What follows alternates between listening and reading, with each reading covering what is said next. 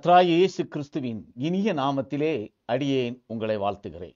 கர்த்தர் தம்முடைய அளவில்லாத கிருபை நிழலுக்குள்ளாக உங்களை தொடர்ந்து காத்து வழி நடத்தி வருவாராக. இயேசு கிறிஸ்து மாமிஷத்திலே இருந்தபோது அவர் முதலாவது அற்புதத்தை கானா ஊரில் உள்ள ஒரு கல்யாண வீட்டிலே அவர் செய்தார். யோவான் எழுதின சுவிசேஷம் 2ஆம் அதிகாரம் 6 முதல் 9 வரையிலான வசனங்கள். யூதர்கள் தங்களை சுத்திகரிக்கும் முறைமையின்படியே ஒவ்வொன்று 2-3 குடம் தண்ணீர் கொள்ளத்தக்க 6 கற்சாடிகள் அங்கே வைத்திருந்தது. இயேசு வேலைக்காரரை நோக்கி, ஜாடியடிலே தண்ணீர் நிரப்புங்கள் என்றார். அவர்கள் அவைகளை நிறைய நிரப்பினார்கள். அவர் அவர்களை நோக்கி, நீங்கள் இப்பொழுது மொண்டு பந்தி விசாரிப்புக்காரனிடத்தில் கொண்டு போங்கள் என்றார்.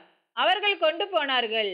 அந்த திராட்சரசம் எங்கே இருந்து வந்ததென்று தண்ணீரை மொண்ட வேலைக்காரருக்கு தெரிந்ததே அன்றி பந்தி விசாரிப்புக்காரனுக்கு தெரியாததினால் அவன் திராட்சரசமாய் மாறின தண்ணீரை ருசி பார்த்த போது மணவாளனை அழைத்து, கானா ஊரிலே இருக்கக்கூடிய அந்த கல்யாண வீட்டிற்கு இயேசு கிறிஸ்துவும் அழைக்கப்பட்டிருந்தார். இயேசு கிறிஸ்து அந்த கல்யாண வீட்டிற்கு சென்றிருந்த போது பந்தியிலே வரக்கூடிய விருந்தினருக்கு கொடுக்கக்கூடிய அந்த திராட்சரசம் குறைவுபட்டது. திராட்சரசம் குறைவுபட்டதால் அந்த காரியம் மரியாள் மூலமாக இயேசு கிறிஸ்துவுக்கு அறிவிக்கப்படுகிறது. இயேசு கிறிஸ்துவும் அதற்கு தன்னுடைய வேலை இன்னும் வரவில்லை என்று சொல்லி தன்னுடைய வேலை வந்தபோது அவர் அங்கே ஒரு அற்புதத்தை செய்தார். இங்கே பார்க்கிறோம், ஒரு 4 விதமான தன்மையுள்ள கிரியைகள் அங்கே நடத்தப்படுகிறது. முதலாவது 6 கச்சாடிகள் அங்கே இருந்தது. வெறுமையான கச்சாடிகள் அங்கே இருந்தது. அவர் வேலைக்காரர்களிடம் அவைகளில் தண்ணீர் கொண்டு நிரப்பும்படி சொன்னார்.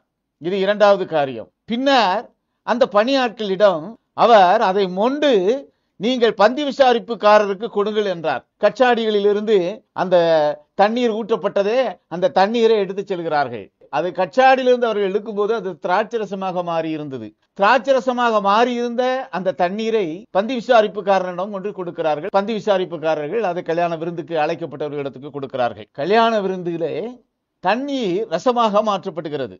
யார் தண்ணீரை திராட்சரசமாக மாற்றியது? தண்ணீரை திராட்சரசமாக மாற்றினவர் ஆட்டுக்குட்டியானவர். ஆட்டுக்குட்டியானவர் பங்கடைந்த இந்த கல்யாண விருந்து ஒரு முன்னடையாளமாக கொடுக்கப்பட்டிருக்கிறது. வெளிப்படுத்தின விசேஷம் 19ஆம் அதிகாரம் 9வது வசனத்திலே நாம் பார்க்கிறோம், பின்னும் அவன் என்னை நோக்கி, ஆட்டுக்குட்டியானவரின் கல்யாண விருந்துக்கு அழைக்கப்பட்டவர்கள் பாக்கியவான்கள் என்று எழுது என்றான். மேலும் இவைகள் தேவனுடைய சத்தியமான வசனங்கள் என்று என்னுடனே சொன்னான். ஆட்டுக்குட்டியானவருடைய கல்யாண விருந்து. ஆட்டுக்குட்டியானவர் அவர் மாமிஷத்திலே இருந்தபோது கானா ஊர் கல்யாண வீட்டிலே ஒரு அற்புதத்தை செய்கிறார். அந்த அற்புதம் எப்படியாக நிகழ்கிறது? வெறுமையான கச்சாடி எடுக்கப்படுகிறது. அந்த வெறுமையான கச்சாடிக்குள் தண்ணீர் ஊற்றப்படுகிறது. கச்சாடிக்குள் இருக்கக்கூடிய தண்ணீர் அவர் கட்டளையிட்டதும் அது திராட்சரசமாக மாறியது. அதை மொண்டு கொண்டு போய் பந்தி விசாரிப்புக்காரரிடத்தில் கொடுக்கிறார்கள். இது ஓமையாக சொல்லப்பட்டிருக்கிறது. ஆட்டுக்குட்டியானவருடைய கல்யாண விருந்திலே நடக்க போகிறதை குறித்து சாட்சியிடத்தக்க விதமாய்.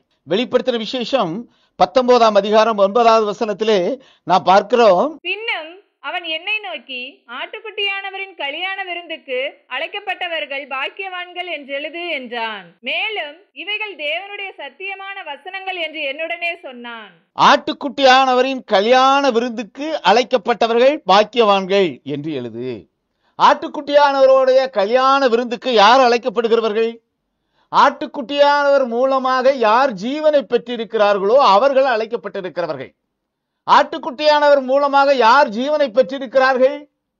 ஆட்டுக்குட்டியானவர் மூலமாக ஜீவனை பெற்றிருக்கிறவர்கள் புறஜாதிகள். புறஜாதிகளிலிருந்து விசுவாசத்தின் மூலம் அவரை ஏற்றுக்கொண்டவர்கள், அவர்கள் கிறிஸ்தவர்கள்.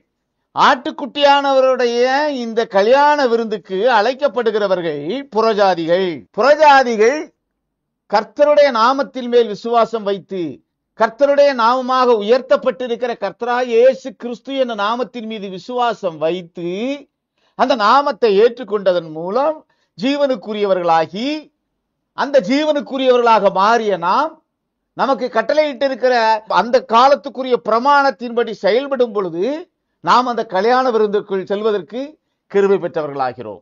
ஆட்டுக்குட்டியானவருடைய கல்யாண விருந்திலே பங்கடைய போகிறவன் புறஜாதி. ஆட்டுக்குட்டியானவர் புறஜாதிக்கு என்று அனுப்பப்பட்டவர். இங்கே கச்சாடி குறித்து சொல்லப்பட்டிருக்கிறது. இந்த கச்சாடி என்பது மாமிச சரீரம், புறஜாதிகளுடைய மாமிச சரீரம். இந்த கச்சாடி திராட்சரசமாக மாறுவதற்காக கட்டளையிடப்பட்ட தண்ணீரை தன்னிடத்திலே வாங்கக்கூடியதாக, தன்னிடத்திலே அது உட்கொள்வதற்காக அந்த தன்மையிலே அது அங்கே காணப்பட்டது. இந்த கச்சாடி என்பது மாம்ச சரீரம். அந்த கச்சாடிக்குள் தண்ணீர் நிரப்புகள் என்று அந்த வேலையாட்களுக்கு கட்டளையிட்டாரே, அதன்படி அந்த வேலையாட்கள் வந்து தண்ணீர் நிரப்பினார்களே. அந்த தண்ணீர் வேத வார்த்தை, வேதாகமம், சத்திய வார்த்தைகள். வேதத்திலே சொல்லப்பட்டிருக்கிற எல்லா வார்த்தைகளும் ஜீவனுக்குரியவைகள் தான். ஆனால் அது அதினதின் காலத்திலே அதினதினுடைய பிரமாணத்தை பின்பற்றுகிறவர்களுக்கு அந்த ஜீவன் கொடுக்கப்பட்டது. கச்சாடி என்பது மாம்ச சரீரம், தண்ணீர் என்பது வேத வார்த்தைகள். இந்த திராட்சரசம் இயேசு கிறிஸ்துவின் ரத்தத்துக்கு ஒப்பிடப்படுகிறது. இயேசு கிறிஸ்துவின் ரத்தத்திலே ஜீவன் இருக்கிறது. இந்த திராட்சரசம் ஜீவனுக்குரியது, அதாவது நித்திய ஜீவனுக்குரியது. கச்சாடி என்பது மாம்ச சரீரம். இந்த மாம்ச சரீரம் வெறுமையான மாம்ச சரீரம். இதற்குள்ளாக தண்ணீர் ஊற்றப்படும் பொழுது, இதற்குள்ளாக வேத வார்த்தைகள் உரைக்கப்படும் பொழுது, அந்த வேத வார்த்தையை அந்த கச்சாடி ஏற்றுக்கொள்ளும் பொழுது ஒரு நிகழ்வு நிகழ்கிறது. அந்த நிகழ்வு அந்த கச்சாடிக்குள்ளாக ஆத்மா என்ற உள்ளான மனிதனை உருவாக்குகிறது. அப்படி ஆத்மா என்ற உள்ளான மனிதனை உருவாக்குவதற்காக அந்த கச்சாடியில் தண்ணீர் ஊற்றப்படுகிறது. தண்ணீர் ஊற்றப்படாமலே கர்த்தரால் அந்த கச்சாடியில் இருந்து திராட்சரசத்தை உருவாக்க முடியுமா? முடியாதா? முடியும். அவரால் கூடாத காரியம் ஒன்றுமில்லை. பூமியும் அது நிறைவும் கர்த்தருடையது. தண்ணீர் ஊற்றப்படாமலே அந்த கச்சாடிக்குள் இருந்து திராட்சரசத்தை அவரால் உருவாக்க முடியும். ஆனால் அவர் அப்படியாக உருவாக்கவில்லை. அவர் அப்படியாக கட்டளையிடவில்லை. அந்த கச்சாடிக்குள்ளாக தண்ணீர் நிரப்ப சொல்கிறார். அந்த தண்ணீரை திராட்சரசமாக மாறினது. கச்சாடிக்குள் தண்ணீர் நிரப்பப்பட்ட பின்னரே அந்த கச்சாடிக்குள் திராட்சரசம் உருவாக வேண்டும். இது தேவ நீதி. இந்த கானாவூர் கல்யாண வீடு என்பது ஆட்டுக்குட்டியானவருடைய கல்யாண வீட்டை குறித்த காரியத்தை முன்னிகழ்வாக சொல்லப்பட்டது. இந்த கச்சாடி என்பது புறஜாதி. இந்த புறஜாதி தண்ணீர் ஊற்றப்படும் பொழுது, வேத வார்த்தை சொல்லப்படும் பொழுது, அந்த வேத வார்த்தையின் மீது விசுவாசம் வைக்கும் போது, அந்த தண்ணீர் அங்கே நிரப்பப்படும் பொழுது அந்த பாத்திரம் நிறைவுள்ளதாக மாறுகிறது. அந்த கச்சாடி நிறைவுள்ளதாக மாறுகிறது.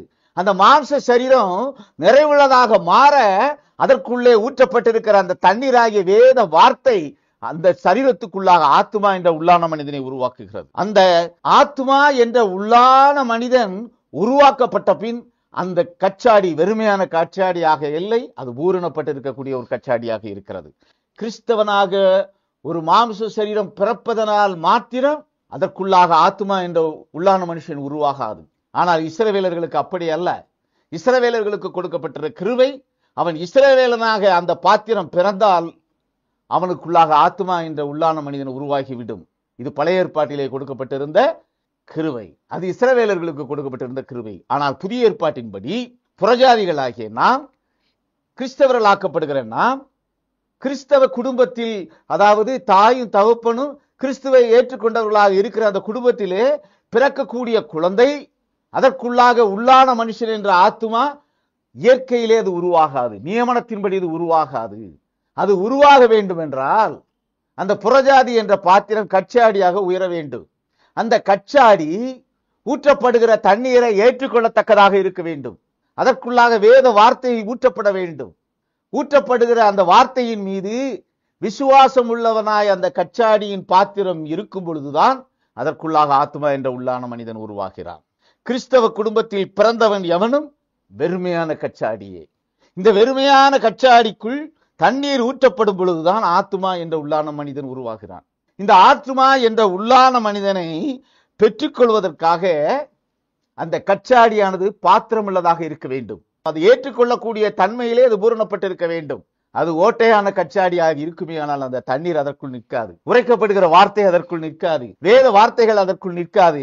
ஏனென்றால் அந்த வேத வார்த்தைகளை அந்த கச்சாடி ஏற்றுக்கொள்ளும் பொழுதுதான் அதற்குள்ளாக ஆத்மா என்ற உள்ளான மனிதன் உருவாகிறான்.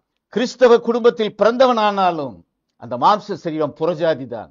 அந்த புறஜாதி என்ற வெறுமையான கச்சாடி அதற்குள்ளாக தண்ணீர் ஊற்றப்பட, அதற்குள்ளாக வேத வார்த்தை ஊற்றப்பட, அதை விசுவாச பிரமாணத்தின் போது அந்த பாத்திரம் ஏற்றுக்கொள்ளும் பொழுதுதான் அதற்குள் ஆத்மா உருவாகிறது. அந்த ஆத்மா அனுப்பப்பட்டவரை ஏற்றுக்கொள்ளும் பொழுது, அனுப்பப்பட்டிருக்கிற ஜீவ வார்த்தையை ஏற்றுக்கொள்ளும் பொழுது, அன்றைக்குரிய பிரமாணத்தை ஏற்றுக்கொள்ளும் பொழுது அது திராட்சரசமாக மாறுகிறது. ஏனென்றால் அந்த தண்ணீரை மோண்டு செல் என்று கட்டளையிட்டவர் ஆட்டுக்குட்டியானவர், அனுப்பப்பட்டவர். அன்றைக்குரிய வார்த்தை. அவர் கட்டளையிடும் போது கச்சாடிக்குள்ளாக இருந்த தண்ணீர் அங்கே திராட்சரசமாக மாறுகிறது. அதன் பின்னர் அது கல்யாண விருந்து சாலைக்குள் எடுத்து செல்லப்படுகிறது. இந்த புறஜாதி என்ற மாம்ச சரீரமும் தண்ணீரால் நிரப்பப்பட்டிருக்கிற இந்த மாம்ச சரீரமும் ஆத்மா என்ற உள்ளான மனிதனை பெற்றிருக்கிற இந்த மாம்ச சரீரமும் அனுப்பப்பட்டிருக்கிற வார்த்தைக்கு செவி கொடுக்கும் பொழுது, அனுப்பப்பட்ட வார்த்தையை ஏற்றுக்கொள்ளும் பொழுது அது திராட்சரசமாக மாறுகிறது. அது அங்கே ஆட்டுக்குட்டியானவருடைய கல்யாண விருந்துக்குள் பங்கடைவதற்காக கிருபையை பெற்றதாக அழைத்து செல்லப்படுகிறது. அன்றைக்கென்று அனுப்பப்படும் அந்த வார்த்தையோடு வைக்கக்கூடிய ஐக்கியம் தண்ணீரை திராட்சரசமாக மாற்றும். அந்த தண்ணீர் திராட்சரசமாக மாறுவதற்கு அனுப்பப்பட்டிருக்கிற வார்த்தைக்கு, பிரமாணத்துக்கு செவி கொடுக்கக்கூடிய தன்மையிலே அந்த பாத்திரம் கிரியைகளை நிகழ்த்தக்கூடியதாக இருக்க வேண்டும். இஸ்ரவேல் என்ற கச்சாடி, இஸ்ரவேல் என்ற சரீரம், அதற்குள்ளாக விசுவாச பிரமாணம் என்ற ஒரு பிரமாணம் கட்டளையிடப்படவில்லை. ஏனென்றால் ஒருவன் இஸ்ரவேலனாக பிறக்கும் போதே அவனுக்கு அந்த அதிகாரம் கொடுக்கப்பட்டிருக்கிறது. அந்த சரீரம் ஆத்துமாவை பெற்றுக்கொள்ளும் என்பதற்கு அங்கு அதிகாரம் கொடுக்கப்பட்டிருக்கிறது. இது கர்த்தர் ஆபிரகாம், ஈசாக்கு, யாக்கோபோடு செய்து கொண்ட உடன்படிக்கைக்கு அடையாளம். இஸ்ரவேலனாக பிறந்தாலே போதும். மாம்ச சரீரம் பூரணப்பட்டிருக்கும் பொழுது, பூரண புருஷராகும் போது அது ஆத்மா என்ற உள்ளான மனிதனை தனக்குள்ளாக தானே பெற்றுக்கொள்ள ஈந்து கொள்ளக்கூடிய ஒரு கிரியைக்குள்ளாக அது உயர்ந்திருக்கும். இஸ்ரவேலனாக பிறப்பதால் அந்த ஆத்துமா ஜனனம் அவனுக்குள்ளாக வருகிறது. ஆனால் கிறிஸ்தவனாக பிறப்பதனால் ஆத்துமா என்ற ஜனனம் நமக்குள்ளாக வருவதில்லை. இஸ்ரவேலன் நியாயப்பிரமாணத்தை விசுவாசித்தால் தான் ஆத்தும ஜனனம் என்பதில்லை. ஆனால் புறஜாதி வேத வார்த்தையை விசுவாசிப்பதன் மூலம்தான், விசுவாச பிரமாணத்தின் மூலம்தான் ஆத்தும ஜனனம் அவர்களுக்குள்ளாக உருவாகிறது. புறஜாதி கிறிஸ்தவன் விசுவாச பிரமாணத்தின்படி ஆத்துமாவை பெற்றுக்கொண்ட பின் அனுப்பப்பட்ட வார்த்தையை, பிரமாணத்தை ஏற்றுக்கொண்டால் மாத்திரமே நித்திய ஜீவனை பெற முடியும். அது திராட்சரசமாக மாறும். இஸ்ரவேலன் இயற்கையிலே கொடுக்கப்பட்டிருக்கிற அந்த சரீரத்துக்குள்ளாக ஆத்மா என்ற உள்ளான மனிதனை பெற்றவனாகிறான்.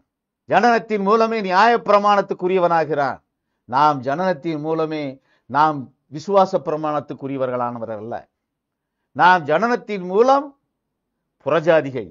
நாம் விசுவாசிப்பதன் மூலம், விசுவாச பிரமாணத்தை ஏற்றுக்கொள்வதன் மூலம் நாம் ஆத்மா என்ற உள்ளான மனிதனை பெற்றுக்கொள்ள தகுதி உள்ளவர்களாக மாறுகிறோம். இஸ்ரவேலர்களுக்கு கொடுக்கப்பட்டது நியாயப்பிரமாணம். அது மோசேயின் மூலமாக கொடுக்கப்பட்டது. மோசேயின் மூலமாக கொடுக்கப்பட்ட அந்த பிரமாணம் தொன்று தொட்டு இஸ்ரவேலர்கள் மத்தியிலே சாட்சியிடப்பட்டு அங்கே அவர்கள் நிறைவேற்றுகிற ஒரு பிரமாணமாக கட்டளையிடப்பட்டு வந்து கொண்டிருந்தது. ஆனால் புறஜாதிகளுக்கு கொடுக்கப்படுகிற பிரமாணம் அது இரண்டு தன்மையுள்ள பிரமாணமாக கொடுக்கப்படுகிறது. முதலாவது பிரமாணம், அந்த கச்சாடிக்குள் தண்ணீர் ஊற்றப்பட வேண்டும். ஊற்றப்படுகிற அந்த தண்ணீரை ஏற்றுக்கொள்ள வேண்டும். இது விசுவாச பிரமாணத்தின் மூலமாக கொடுக்கப்படக்கூடிய காரியம். அப்படி என்றால் முதலாவது தண்ணீர் ஊற்றப்படுவதற்காக ஒரு சுவிசேஷம் சொல்லப்படுகிறது. அந்த சுவிசேஷம் பொதுவான சுவிசேஷம். பொதுவான சுவிசேஷத்தை கொண்டு வந்து செயல்படுத்துகிற ஊழியர்கள் இருக்கிறார்கள், வேலைக்காரர்கள், பணியாட்கள் இருக்கிறார்கள். அவர்கள் தண்ணீரை கொண்டு வந்து அதில் நிரப்புகிறார்கள். தண்ணீராகிய வார்த்தையை, தேவ வார்த்தைகளை, வேத வார்த்தையை கொண்டு வந்து அந்த கச்சாடிக்குள் நிரப்புகிறார்கள். இந்த தண்ணீரை கொண்டு வந்து அந்த கச்சாடிக்குள்ளாக ஊற்றுவதற்கு பணிக்கப்பட்டவர்கள் பொதுவான சுவிசேஷத்தை சாட்சியிடுகிறவர்கள். இது விசுவாச பிரமாணத்தை ஏற்றுக்கொள்ள வேண்டும் என்பதற்காக சாட்சியிடக்கூடிய சாட்சிகள். இதை தண்ணீர் கொண்டு வந்து ஊற்றுகிறவன், தண்ணீர் ஊற்றுவதற்காக பணிக்கப்பட்டவன்.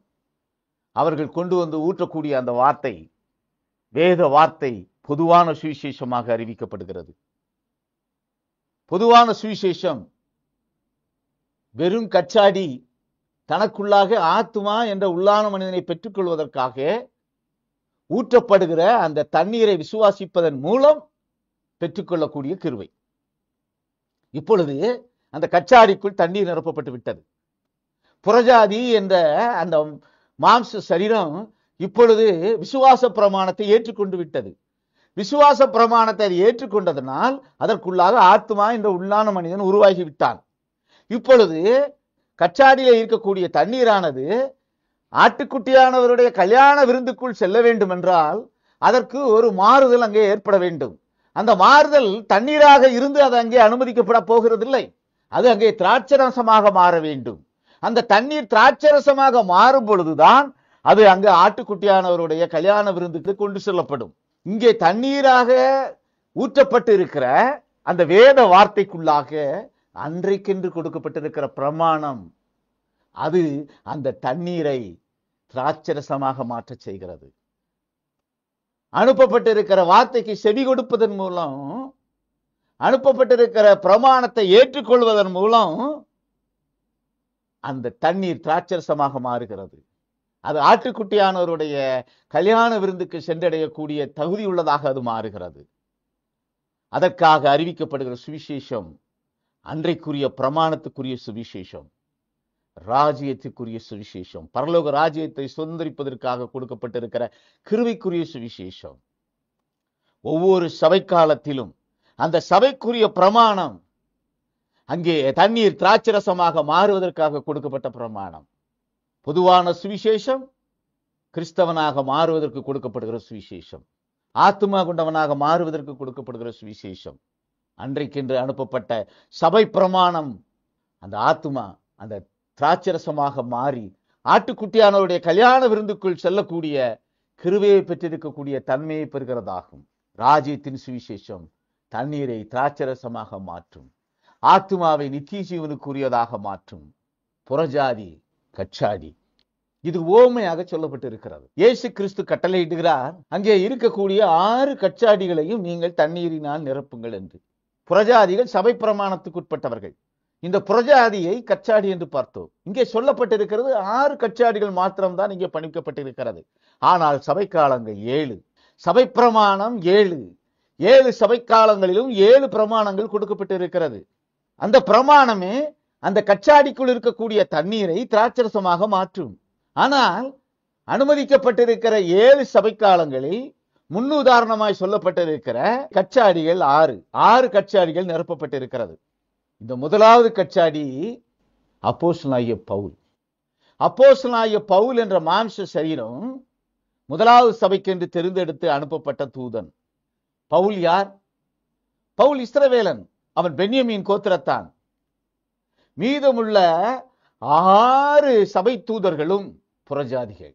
பவுல் இஸ்ரவேலன், மீதமுள்ள 6 சபை தூதர்களும் 2வது சபை முதல் 7வது சபையும் உள்ள காலங்களிலே அனுப்பப்பட்ட தூதனை ஏற்றுக்கொண்ட அந்த மாம்ச சரீரங்கள் யாவும் புறஜாதிகளுடைய மாம்ச சரீரங்கள், அவைகள் கச்சாடிகள்.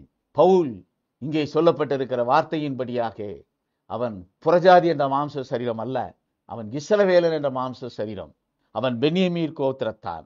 அவன் புறஜாதிகளுக்கு அப்போஸ்தலன் என்று அப்போஸ்தலனாகிய பவுல் ரோமாவியருக்கு எழுதின நிருபம் 11ஆம் அதிகாரம் 13வது வசனத்திலே நாம் பார்க்கிறோம். புறஜாதியராகிய உங்களுடனே பேசுகிறேன். புறஜாதிகளுக்கு நான் அப்போஸ்தலனாய் இருக்கிறதினாலே என் இனத்தாருக்குள்ளே நான் வைராக்கியத்தை எழுப்பி அவர்களில் சிலரை ரட்சிக்க வேண்டும் என்று. புறஜாதிகளுக்கு தன்னை அப்போஸ்தலன் என்று அவன் சாட்சியிடுகிறார். அப்போஸ்தல நடவடிக்கைகள் 22ஆம் அதிகாரம் 21வது வசனத்திலே நாம் பார்க்கிறோம். அதற்கு அவர், நீ போ, நான் உன்னை தூரமாய் புறஜாதிகளிடத்திலே அனுப்புவேன் என்று சொன்னார் என்றான். கர்த்தர் புறஜாதிகளுக்குள் அனுப்பிட அவன் தெரிந்தெடுக்கப்பட்ட பாத்திரம். இப்படி தெரிந்தெடுக்கப்பட்ட அந்த பாத்திரம் புறஜாதிகளுக்கு அப்போஸ்தலனாக்கப்படுகிறார். புறஜாதிகளுக்கு அப்போஸ்தலனாக்கப்பட வேண்டும் என்றால் அவன் புறஜாதியாகத்தான் இருக்க வேண்டும். ஆனால் இங்கே ஒரு விசேஷித்த கிருபையை கர்த்தர் பவுலுக்கு கட்டளையிட்டு இருக்கிறார். அப்போஸ்தல நடவடிக்கைகள் 26ஆம் அதிகாரம் 17வது வசனம். உன் சுய ஜனத்தாரிடத்தினின்றும் அந்நிய ஜனத்தாரிடத்தினின்றும் உன்னை விடுதலையாக்கி. அவன் தன் சுய ஜனத்தாரிடத்திலிருந்தும், சுயஜனம் யார்? இஸ்ரவேலர். அவன் தன் சுய ஜனத்தாரிடத்திலிருந்தும் அந்நிய ஜனத்தாரிடத்திலிருந்தும், புறஜாதிகள், அந்நிய ஜனத்தாரிடத்திலிருந்தும் அவனை கர்த்தர் விடுதலையாக்கினார். அப்போஸ்தலனாகிய பவுலை கர்த்தர் இஸ்ரவேல் என்ற அவருடைய ஜனத்திலிருந்து அவர் வேறு பிரிக்கிறார். அங்கே அவனை அங்கிருந்து விடுதலையாக்குகிறார். இங்கே புறஜாதி என்ற அந்நிய ஜனத்திடம் இருந்தும் அவர் விடுதலையாக்குகிறார். எனவே அந்த பாத்திரம், அந்த கச்சாடி, சபைக்கென்று கொடுக்கப்பட்டிருக்கிற அந்த கச்சாடி ஓமையாய் சொல்லப்படவில்லை. அந்த ஓமையிலே சொல்லப்பட்டிருக்கிற கச்சாடிகள் 6. இந்த 6 கச்சாடிகளும் புறஜாதிகளுடைய மாம்ச சரீரங்கள். இந்த முதலாவது கச்சாடி, இந்த முதலாவது சபை கச்சாடியில் இருந்து வேறுபட்டது. இது இஸ்ரவேல் என்ற கச்சாடியிலிருந்தும் விடுதலையாக்கப்பட்டு விட்டது, புறஜாதி என்ற கட்சியாடியிலிருந்து விடுதலையாக்கப்பட்டு விட்டது. ஏனென்றால் அப்போஸ்தலனாகிய பவுல் சாட்சியிட்டது 2 காலத்திலும் தான். அங்கே இஸ்ரவேலர்களுக்கும் அவர் சாட்சியிடுகிறார், அங்கே புறஜாதிகளுக்கும் அவர் அப்போஸ்தலனாக நியமிக்கப்படுகிறார். எனவே அப்போஸ்தலனாகிய பவுலுடைய மாம்ச சரீரம் இஸ்ரவேல் ஜனத்துக்குள்ளான மாம்ச சரீரமாக இருந்தபடியினால் அந்த சபை தூதன் அந்த ஓமையின் கருத்தை புறஜாதிகளுக்குள்ளாக கர்த்தர் கொண்டு செல்லும் பொழுது அதை விடுதலையாக்கப்பட்டவனாக அங்க பவுல் அங்கே நிறுத்தி வைக்கப்படுகிறார். பவுல் கிபி 53 வரையிலும் சாட்சியிட்ட சாட்சி இயேசுவே கிறிஸ்து என்ற சாட்சி. இயேசுவை கிறிஸ்து என்று சாட்சியிட்டான். சபைக்காலம் ஆரம்பமானவுடன் அவர் கொடுத்த சாட்சி இயேசுவே இரட்சகர் என்பதை குறித்த சாட்சி. இயேசுவே கிறிஸ்து என்று பேதுரு சாட்சியிட்டார். மத்தேயு எழுதின சுவிசேஷம் 16ஆம் அதிகாரம் 16வது வசனத்திலே நாம் வாசிக்கிறோம். சீமோன் பேதுரு பிரதியுத்தரமாக, நீர் ஜீவனுள்ள தேவனுடைய குமாரனாகிய கிறிஸ்து என்றான். அப்போஸ்தலர்கள் யாவரும் இயேசுவே கிறிஸ்து என்று பிரசங்கித்தார்கள். அப்போஸ்தலர் நடவடிக்கைகள் 5ஆம் அதிகாரம் 42வது வசனத்திலே நாம் பார்க்கிறோம். தினந்தோறும் தேவாலயத்திலேயும் வீடுகளிலேயும் இடைவிடாமல் உபதேசம் பண்ணி இயேசுவே கிறிஸ்து என்று பிரசங்கித்தார்கள். இயேசுவை கிறிஸ்து என்று ஏற்றுக்கொள்ள வேண்டியது இஸ்ரவேலர்களுக்கு கொடுக்கப்பட்ட பிரமாணம். இயேசுவை இரட்சகர் என்று ஏற்றுக்கொள்ள வேண்டியது புறஜாதிகளாகிய நமக்கு கொடுக்கப்பட்டிருக்கிற பிரமாணம். இயேசுவை கிறிஸ்து என்று பிசாசுகளும் அங்கே அறிவிக்கிறது. லூக்கான சுவிசேஷம் 4ஆம் அதிகாரம் 41வது வசனத்திலே நாம் பார்க்கிறோம். பிசாசுகளும் நீர் தேவனுடைய குமாரனாகிய கிறிஸ்து என்று சத்தமிட்டு அநேகரை விட்டு புறப்பட்டது. அவரை கிறிஸ்து என்று பிசாசுகள் அறிந்திருந்தபடியால் அவர் அவைகளை பேச ஒட்டாமல் அதட்டினார். சங்கம காலத்திலே கொடுக்கப்பட்ட சாட்சி, சபைக்காலம் ஆரம்பமாகும் முன்னர் வரையிலும் கொடுக்கப்பட்ட சாட்சி இயேசுவே கிறிஸ்து. அப்போஸ்தலனாகிய பவுல் கொடுத்த சாட்சி சபைக்காலத்துக்குரிய சாட்சி இயேசுவே இரட்சகர். புறஜாதிகளாகிய நம்மை இயேசுவால் தான் ரட்சிக்க முடியும். புறஜாதிகளில் பிறந்த பாவியாகிய நம்மை ரட்சிப்பதற்காக அனுப்பப்பட்ட வார்த்தை கர்த்தராகிய இயேசு கிறிஸ்து என்ற நாமம் தரிப்பிக்கப்பட்ட வார்த்தை. கலாத்தியர் 2ஆம் அதிகாரம் 15வது வசனத்திலே நாம் பார்க்கிறோம். புறஜாதியாரில் பிறந்த பாவிகளாய் இராமல் சுவாபத்தின்படி யூதராய் இருக்கிற நாமும் இயேசு கிறிஸ்துவை பற்றும் விசுவாசத்தினாலே அன்றி நியாயப்பிரமாணத்தின் கிரியைகளினாலே மனுஷன் நீதிமானாக்கப்படுவதில்லை என்று அறிந்து நியாயப்பிரமாணத்தின் கிரியைகளினால் அல்ல கிறிஸ்துவை பற்றும் விசுவாசத்தினாலே நீதிமான்கள் ஆக்கப்படும்படிக்கு கிறிஸ்து இயேசுவின் மேல் விசுவாசிகளானோம். புறஜாதி பாவி என்று புறஜாதிகளாக பிறந்தல் பாவம். இந்த பாவத்திலிருந்து ரட்சிப்பதற்காக அந்த கச்சாடிக்குள் தண்ணீர் ஊற்றப்படுவதற்காக கொடுக்கப்பட்ட கிருபை ரட்சிப்பு. அந்த கிருபை இயேசு கிறிஸ்து மூலமாய் ஆட்டுக்குட்டியானவர் மூலமாய் கட்டளையிடப்பட்டிருக்கிற கிருபை. கிறிஸ்துக்குள் அருமையானவர்களை, நாம் வந்திருக்கிற இந்த காலம் கடைசி ஏற்பாட்டின் காலம். 7 சபைக்கால பிரமாணங்களும் நிறைவேற்றப்பட்டு விட்டது. நாம் இருப்பது 2ஆம் சங்கம காலத்தில். கிருபையானது இஸ்ரவேலர்களை நோக்கி சென்று கொண்டிருக்கிறது. ஜனனத்தின் மூலம் இஸ்ரவேலர்களுக்குள் ஆத்தும ஜனனம் என்ற கிருபையை பெற்றுக்கொள்ளத்தக்க விதமாய் இந்த கிருபை அவர்களை நோக்கி சென்று கொண்டிருக்கிறது. அனுப்பப்பட்டவரை அவர்கள் ஏற்றுக்கொள்ளும் பொழுது, அனுப்பப்பட்டிருக்கிற வார்த்தையை ஏற்றுக்கொள்ளும் பொழுது, வார்த்தையானவரை அவர்கள் அங்கீகரிக்கும் பொழுது அவர்கள் நித்திய ஜீவனை பெற்றுக் கொள்கிறவர்களாக மாறுகிறார்கள். இஸ்ரவேல் திராட்சரசமாக மாறுகிறது. இஸ்ரவேலர் நித்திய ஜீவனை சுதந்திரிக்கக்கூடிய கிருபையை பெற்றவர்களாக மாறுகிறார்கள். ஜனனத்தின் மூலம் இஸ்ரவேலர்களுக்குள் ஆத்தும ஜனனம் உருவாகிறது. புறஜாதிகளாகிய நாம் விசுவாச பிரமாணத்தின் மூலம் ஆத்தும ஜனனத்தை பெற்றுக் கொள்கிறோம். வேத வார்த்தையை விசுவாசிப்பதன் மூலம் நமக்குள்ளாக ஆத்மா என்ற உள்ளான மனிதன் உருவாகிறார். அப்படி ஆத்மா என்ற உள்ளான மனிதன் ஜனனமாக நமக்கு கொடுக்கப்பட்டிருக்கிற பிரமாணம் விசுவாச பிரமாணம். இந்த விசுவாச பிரமாணத்தின் மூலம் ஆத்மா பெற்றிருக்கிற நாம் நித்திய ஜீவனை பெற வேண்டும் என்றால், ஆட்டுக்குட்டியானவருடைய கல்யாண விருந்து சாலைக்குள் செல்ல வேண்டும் என்றால், அனுப்பப்பட்டிருக்கிற வார்த்தை பிரமாணத்துக்கு செவி கொடுக்கிறவர்களாக இருக்க வேண்டும். அனுப்பப்பட்டிருக்கிற வார்த்தை பிரமாணத்துக்கு செவி கொடுக்கும் பொழுது நாம் நித்திய ஜீவனுக்குரியவர்களாக மாறுகிறோம். நாம் தண்ணீர் அல்ல, இந்த தண்ணீர் திராட்சரசமாக மாறுகிறது. திராட்சரசமாக மாறுகிற இந்த தண்ணீர் ஆட்டுக்குட்டியானவருடைய கல்யாண விருந்து சாலைக்குள் செல்வதற்கு கிருபை பெற்றதாக மாறுகிறது. ஆட்டுக்குட்டியானவரின் கல்யாண விருந்தில் பங்கடைகிறவன் பாக்கியவான். தண்ணீர் மாத்திரம் நிரப்பப்படுவதால் ஒரு கிறிஸ்தவன் ஆட்டுக்குட்டியானவருடைய கல்யாண விருந்து சாலைக்குள் நுழைய முடியாது. அவனுக்குள் ஊற்றப்பட்டிருக்கிற அந்த தண்ணீர் திராட்சரசமாக மாற வேண்டும். அவனுக்குள் ஊற்றப்பட்டிருக்கிற அந்த தண்ணீர் திராட்சரசமாக மாறும் பொழுதுதான் அங்கே ஆட்டுக்குட்டியானவருடைய கல்யாண விருந்து சாலைக்குள் பிரவேசிக்க முடியும். நமக்குள்ளாக விசுவாச பிரமாணத்தின் மூலமாக ஆத்துமா பெற்றிருக்கிற நாம் கர்த்தர் அனுப்பி இருக்கிற வார்த்தை பிரமாணத்தை ஏற்றுக்கொள்ளும் பொழுது, வார்த்தையானவர் கட்டளையிட்டு இருக்கிற ஜீவனுக்குரிய பிரமாணத்தை ஏற்றுக்கொள்ளும் பொழுது நாம் திராட்சரசமாக மாற்றப்படுகிறோம். நித்திய ஜீவனை பெற்றுக் கொள்வதற்காக கிருபை பெற்றவர்களாக மாறுகிறோம். கர்த்ததாமே தண்ணீரால் நிரப்பப்பட்டிருக்கிற நம்முடைய இந்த கச்சாடிக்குள் திராட்சரசமாக மாறக்கூடிய வார்த்தை இறங்கி கிரியை செய்ய நம்மை ஒப்புக் கொடுப்போம். கர்த்தர் பெரிய காரியங்களை செய்வார். ஆமென், ஆமென், ஆமென்.